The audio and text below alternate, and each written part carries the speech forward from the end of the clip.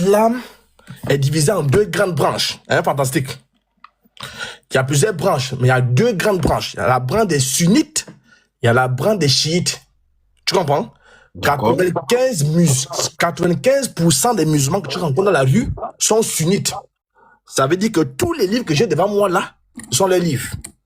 Alors, eux, ils t'ont fait croire que, ou du moins, tu vas entendre dehors, que moi, je pense moi le Coran. Donc, avant qu'on entre en eau profonde, on va poser la question à leurs savants. Parce qu'en islam, il y a ce qu'on appelle les savants. On les appelle les oulémas. Tu comprends? L'islam est fini. L'islam, on ne réfléchit plus. Il n'y a pas à réfléchir. Voilà, l'islam est déjà fini. On pratique simplement, on n'invente rien. C'est pourquoi ils disent que le dernier prophète, c'est Mohammed. Donc, je n'ai pas commencé pour te donner la bonne tempo. Tu comprends un peu? Parce que ton auditoire, peut-être, il y a des gens qui ne maîtrisent pas trop ça. Très bien. Donc, en islam, il y a des savants.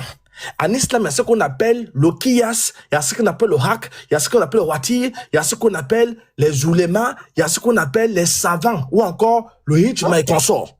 Tu vois un peu? Donc, en islam, là, qu'est-ce qui fait office d'autorité? Un vrai musulman sunnite, il se base sur quoi? Il se base sur ce qu'on appelle Al-Qur'an, avec ses 114 sourates, et la sunna. Ça veut dire qu'on ne peut pas être musulman. Merci, madame. On ne peut pas être musulman sans la sunna. Et pour ne pas aller plus loin, je vais prendre les savants. Parce que j'ai envie de planter le décor. Parce que quand on va commencer à lire, pour que personne ne vienne nous embrouiller, que ça soit d'où? On ne prend pas ça. Je ne veux pas ça. Tu comprends un peu le décor, non, frère? Ouais.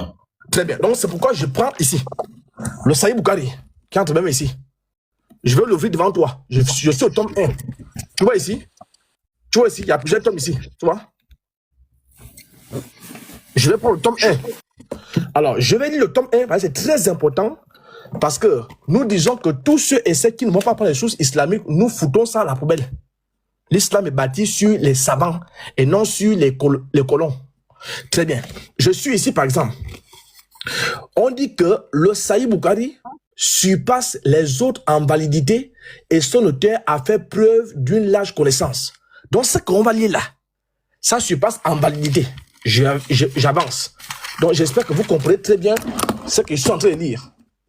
Très bien. C'est très important parce que si les gens n'ont pas la connaissance de ce que nous lisons, vous voyez, si je viens même avant-propos, ok, avant-propos, quelque part ici, on dit que le Sahih Bukhari, n'est-ce pas, est le livre le plus authentique.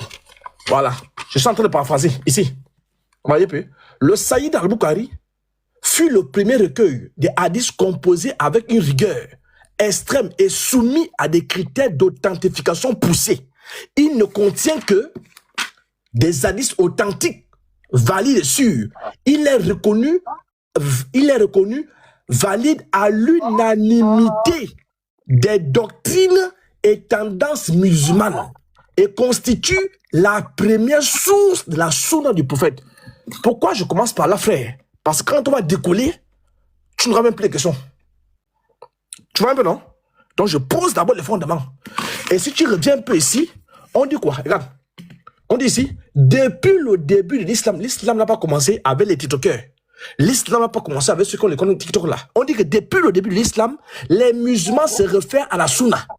Donc, tout vrai musulman doit se référer à la sunna. La sunna, ce sont les actes du prophète. Le Coran, je ne prends ainsi Sahih Bukhari, qui confirme qu'un vrai musulman, c'est le Coran et la sunna. Très bien. L'abondance des biens de nulle part. Je prends encore ici le tome 1, Sahih Muslim, que tu vois ici. Je monte à l'écran, le tome 1. Je vais lire. Parce que quand on va décoller là, je ne veux pas trouver échappatoire. Hein? Non. Moi, je ne prends pas ça. Je ne prends pas ça. Très bien. Je m'en vais au tome 1 de Sahih Muslim. Et regardez un peu ce que Sahih Muslim dit. Voilà. Sahih Muslim, il nous dit la même chose là. Tout musulman sait que la religion trouve sa source dans le Coran et dans la Sunna. Hein? Je suis à la page 25. Je donne les sources. Page 25. Tout musulman sait que la religion islamique trouve sa source, prend son appui, prend son vol dans la Sunna et dans le Coran. Tu vois un peu? Et quand je viens ici, on dit que le cheikh Ibn Taymiyyah, sous la voûte céleste, on ne trouve pas d'ouvrage plus authentique que ceux d'Al-Bukhari et des musulmans.